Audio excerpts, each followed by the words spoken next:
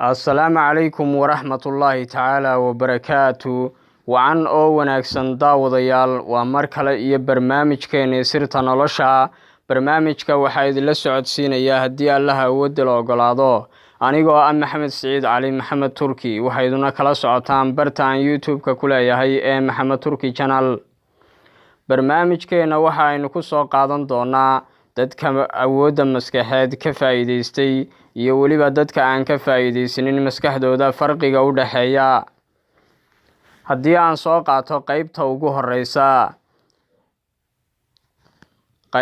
horeysa waa kuwa ka faa'iideystay maskaxdooda isla markaasina dunidani aynu ku noolahay wax fara badan ku soo kordhiyay haddii aan tusaale u soo qaato waa dadka dhisay guryaha quruxda badan hoteelada casriga sidoo kale sameeyay baabuurta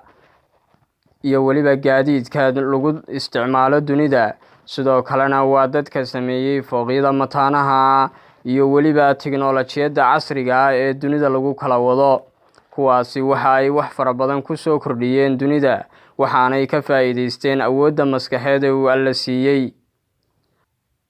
qaybta labaad ee aan dunida waxba ku soo kordhinin waa kuwa wax la baray isla markaasina aan ka faa'iideysanin maskaxdooda iyo awoodda uu Alle siiyay waqtigoodana aan markaasi aan ka faa'iideysan iyagoo markaasi lixaadkooda iyo caafimaadkooda uu kaamil yahay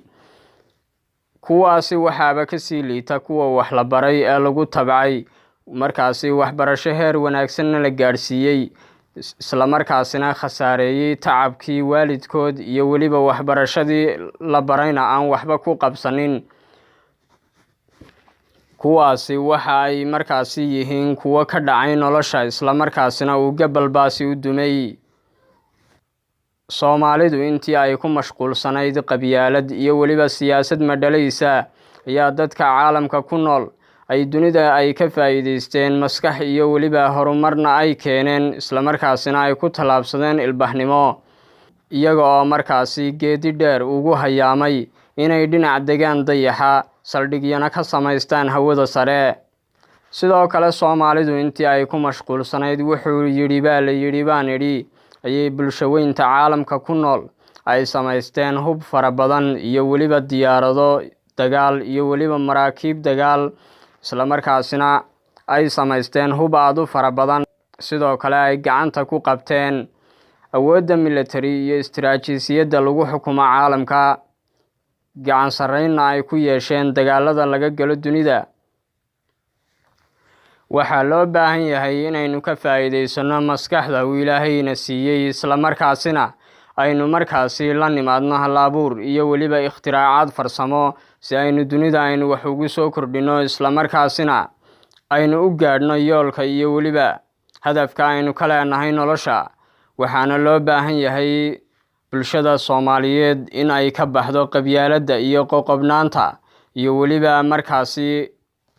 wax kasto aanay dani ugu jirin isla markaasina waxaa loo baahan yahay in aynu la tartanno bulshaweynta caalamka oo aynu markaasi aynu dalkeena iyo waliba dadkeenaba aynu markaasi horumarino waa tahay daawadayaal intaasi ayaan ku soo gabagabeynayaa barnaamijkeena fadlan subscribe saar like iyo share ku qabo lana wadaag asxaabtaada inta aynu barnaamijkan mid la mid ah ku kulmi doono waxaan idinkaga tegayaa sidaas iyo nabadgelyo